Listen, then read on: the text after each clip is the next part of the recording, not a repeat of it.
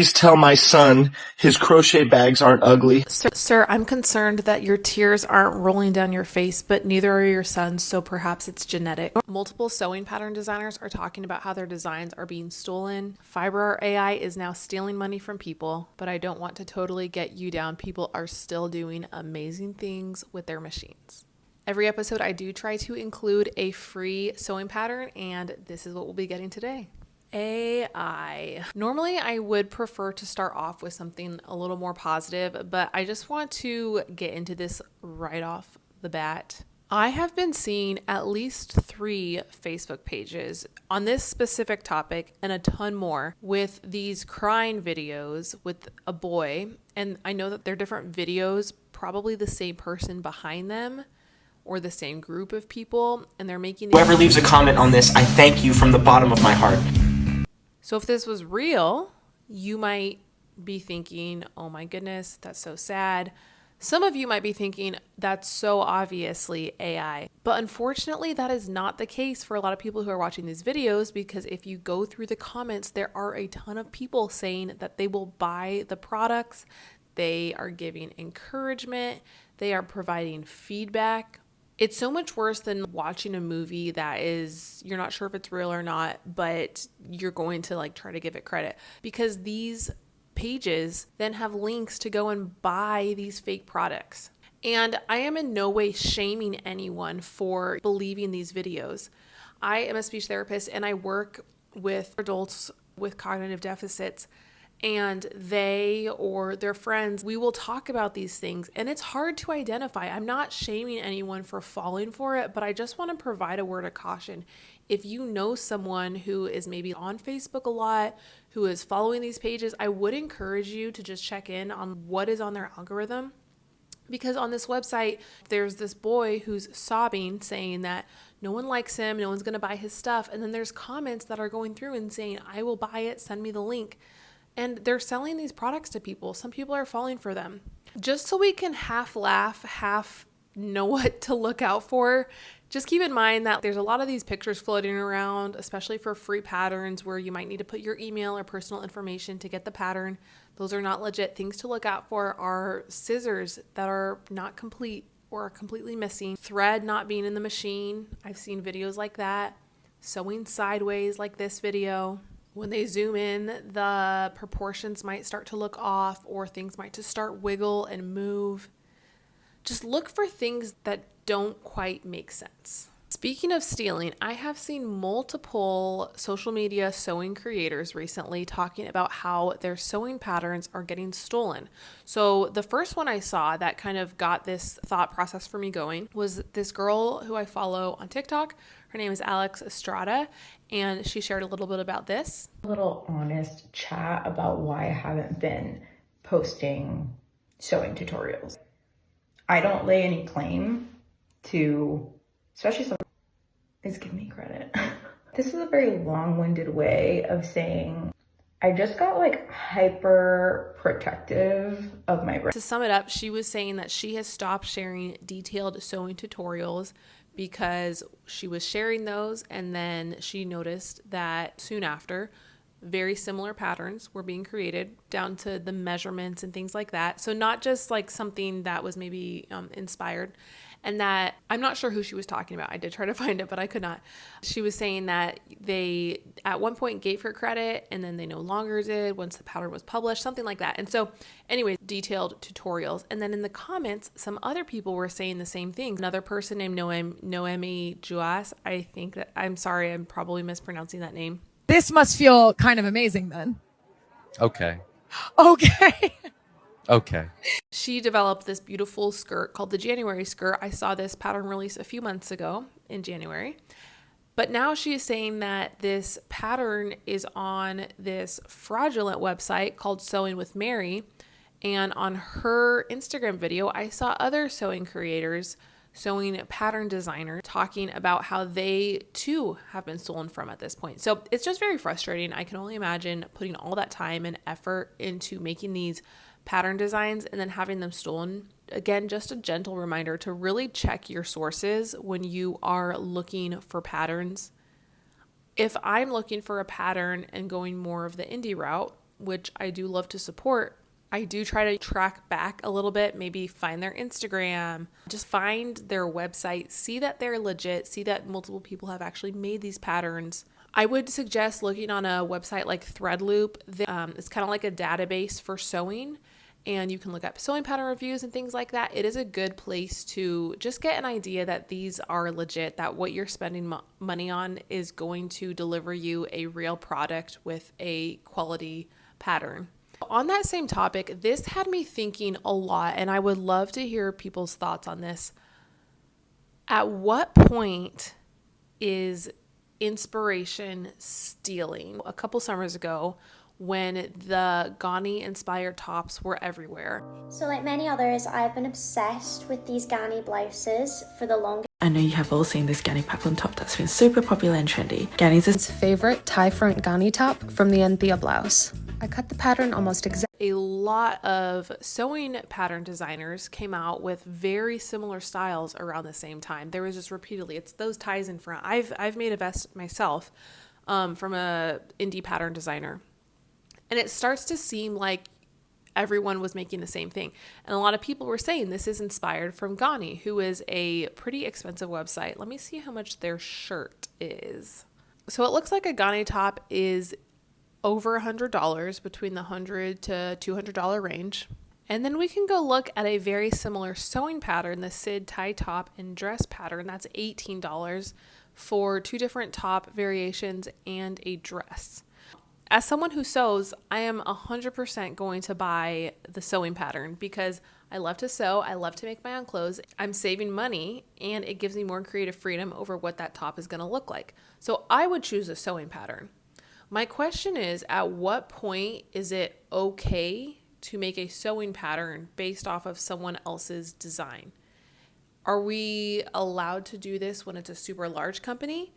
Or if it's a small local designer, are you not allowed to copy? But we are allowed to copy a large company because they're making money off of those sales. These are just thoughts that are rolling around in my head.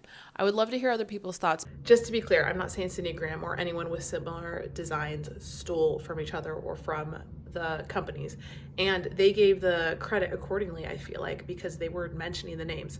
I'm just trying to stir some food for that. What point is it borrowing, stealing, inspiration? I don't know. I'm open to thoughts here. Moving forward, a lot of good things have been happening in the sewing algorithm.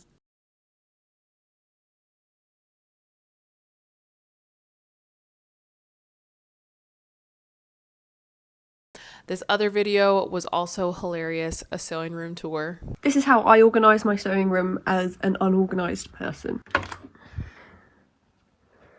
It's where I keep my green and my pink thread, my brother's book that he wrote, and a box of flammable fabric right next to a plug.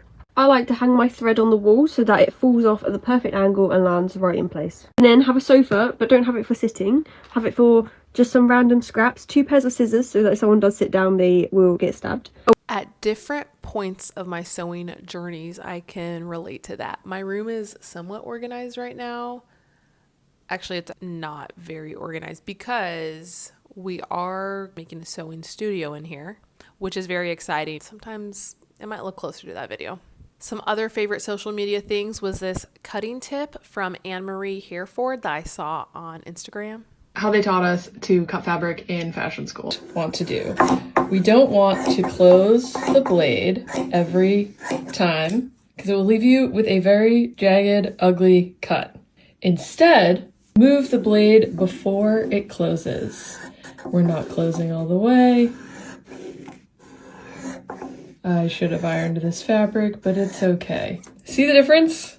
These are just small little. This one blew my mind. This was fresh to me. I had not seen the sewing creator before, Harriet Riddell. She goes places and she sews or embroiders with her machine a picture of what is going on. So in this video, she was at the laundromat and she made this beautiful embroidery scene while her clothes were being washed. I thought this was so creative. It's so different. I've never seen anyone do that. I really appreciate the beauty that she was creating. And there was, while the skill that she has developed is complex, there was a beautiful simplicity to what she was doing. A couple other favorites, I saw Helen's Closet, who has a wonderful sewing podcast if you're looking for one. She used bias tape to add some character to some pants that she made. This girl was using tape to tape directly onto her body and then developed this beautiful sewing pattern from it. I have heard of people doing this. I've seen videos. I've watched YouTube videos on how to do this. If I have an opportunity to do a little more tight-fitting dress or a place that I need to wear that, I do think that I would want to try this method. Sarah Espuete came across my algorithm, and this blew my mind. I love, again, the creativity. I do feel as if you have a sewing machine and you have a brain that you are feeding with creative opportunities. You can create things that no one else has done before. And this one stopped me in my scrolling. A large, long curtain that looks like a shirt. She has other ones that look like pants. That is different. That is special. On her website, she also has some tablecloths with embroidery on them with places to put your stuff. I love that. So on a tablecloth, she has embroidered a place for your knife, a fork, a spoon, a place for your cup. That seems like something that is doable, but so creative. I do want to put this on one of my to-dos. If I find a perfect tablecloth at the thrift store, I do feel like this would be such a fun long-term project to either just take the time to hand embroider throughout a couple months, and then you would just feel so fulfilled with how this looks. Last but not least, one of the best things I saw on the algorithm was this video. I can't even believe I'm saying this, but so I met a shark on a plane, and now she's my business partner. Hi,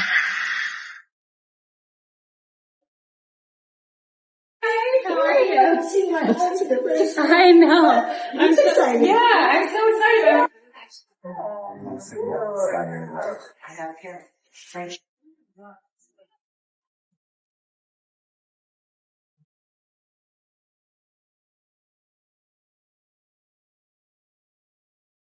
The woman who runs New York Sewing Center apparently saw Barbara Corcoran, who, if you don't know who that is, she is one of the judges on Shark Tank.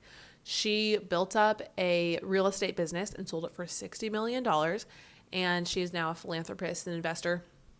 The woman from New York Sewing Center, saw her on a plane, approached her about this idea, which it looks like maybe she's now an investor in the New York Sewing Center. I didn't get a full detailed story from what I was able to find just off of the Instagram page. But regardless, there is a connection now. She is now a student there. That's just amazing. I think it is so amazing how sewing is, maybe like coming back. They also reshared this story that was written in the New York Times a few months ago, specifically about the New York Sewing Center, about how sewing is back. So anytime that sewing is getting some positive feedback in the mainstream news, that is great news, because I really think it is a skill that, of course, is unfortunately being a little bit lost, but I do think is being also rediscovered. So congratulations to the New York Sewing Center on that. Last but not least, for the algorithm chat, Me Made May is in full swing. If you are new to the sewing community, or if you are not really on social media that much, Me Made May is something that was started from Sozo blog, I think quite a few years back. And it's basically an opportunity for people who are making their own clothes to post daily about what they make. The goal is to post an outfit with something that you made for every day of the month, and really just like appreciate each other and show your own work off. This year I have done much better than I ever have before, but I have definitely fallen off a little bit. Pretty much every day I have been wearing something that I made. However, I just kind of forget to document. I also am trying to focus on a lot of other types of short form content, and for me, sometimes Me Made May will fall back. If you guys do want to follow along with any of my makes, or more of like my day-to-day sewing tips that I share, or outfits that I am trying to work on, you can follow me on my Instagram. It's social_cues. In terms of just general fashion appreciation, the Met Gala did happen recently. And while I don't want to do any sort of like celebrity worship or anything like that, I did appreciate that Simplicity on their Facebook page did share some sewing patterns that you could use from their collection to make your own dupe, I will say, of some of the Met Gala dresses. And then in terms of just some general fashion sewing appreciation, Emma Chamberlain wore this dress. And then down. So that you can get the other question.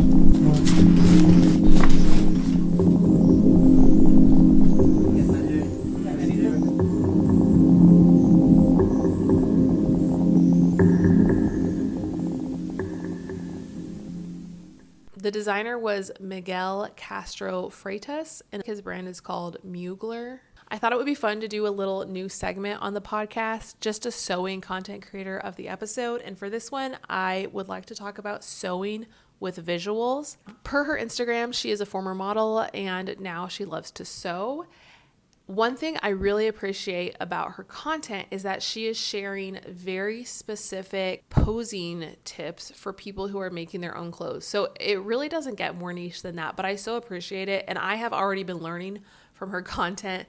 So she is giving tips like, don't just, when you're going to, get a picture, don't just like leave your arms flat, move them around, or I don't know. She says it much better than me. Go check her out on Instagram. I have really been appreciating the content and it has already helped me take better pictures of my clothes. For new patterns that are coming out, there are so many.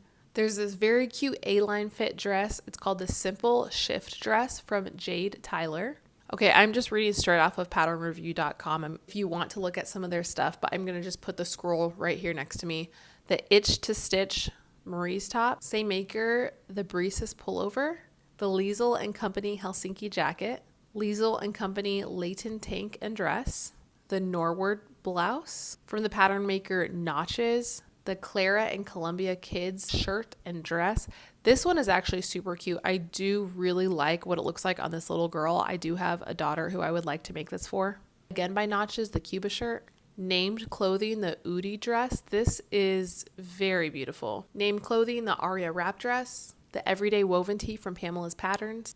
I talked about this one last time, but the Toby jacket from True Bias. And then there is extended sizing now in the Calvin wrap dress from True Bias. The Pen and Pencil skirt from Merchant and Mills. A couple upcoming patterns that I've noticed we're in testing on Instagram are the Lake Halter from Sewing with Ilya and the Melody top and dress from Sage and Lilac Studio. There are so many new patterns. I really need to remind myself to write them down as soon as I see them on Instagram. That's usually where I see most of these, because once they leave my algorithm, they are gone forever, unfortunately.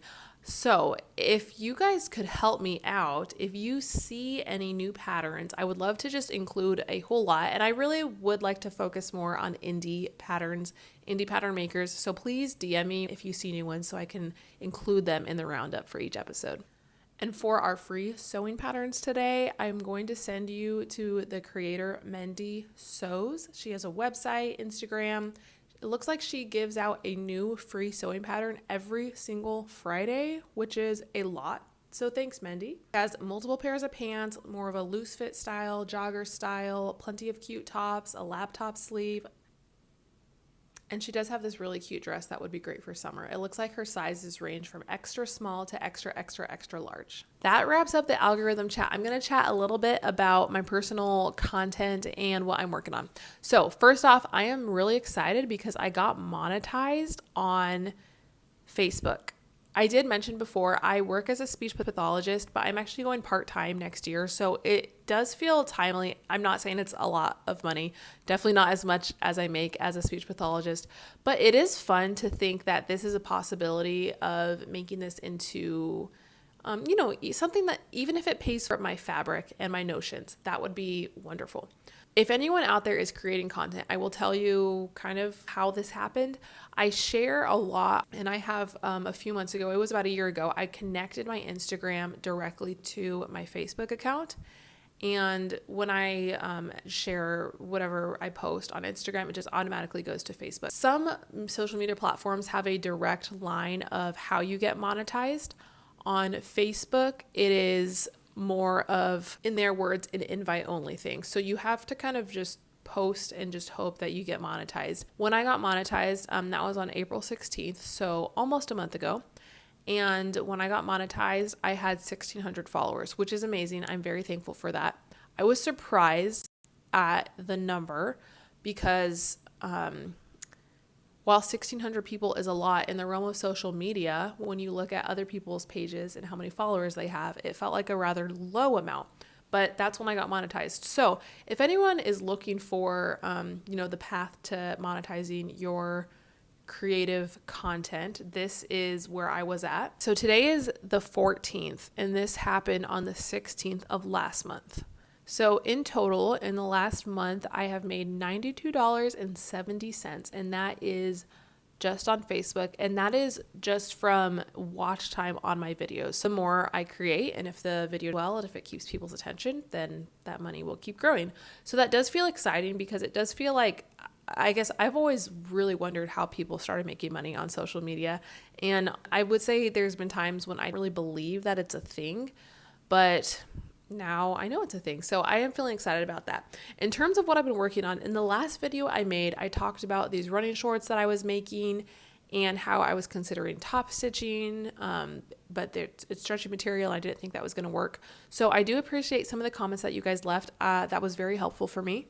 Where I kept the waistband, but otherwise I completely retraced a spandex pattern from something that I already had, adding a gusset. I think it's gusset, but to me, gusset just sounds so much better. I added that part, and it definitely made the fit so much better.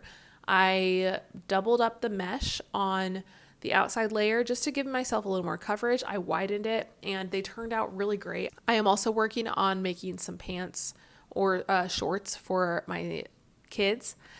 I am making my own right now. This is one question, if anyone is still here. One question I have. So I'm developing, I guess, my own shorts pattern because I'm starting completely from scratch. I didn't trace off of anyone else's pattern or anything. Is there a need for more sewing patterns out there? And I don't want to be limited in my mindset, like building a business, but I have not gone to fashion school. I do believe, though, in the ability to learn things. And so in my mind, I do really want to learn how to develop a sewing pattern. At the same time, there's a part of me that questions, should I make it, if I went down that path, should I make it a paid pattern, or would it be a good way to kind of build in more people? Because I'm wondering, should I just kind of stick to the content side of things?